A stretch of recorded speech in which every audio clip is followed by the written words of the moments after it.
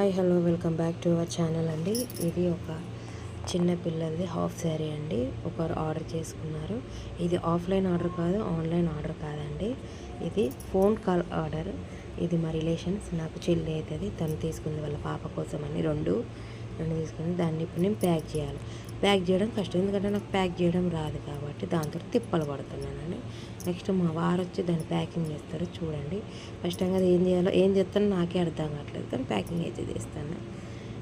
అది ఎట్లా చేయాలని కూడా అర్థం కావట్లేదు ఫ్రెండ్స్, ఎందుకంటే ఫస్ట్ టైం మాకు తెలియదు కదా. నెక్స్ట్ మా హస్బెండ్ ప్యాక్ చేస్తాను. చూడండి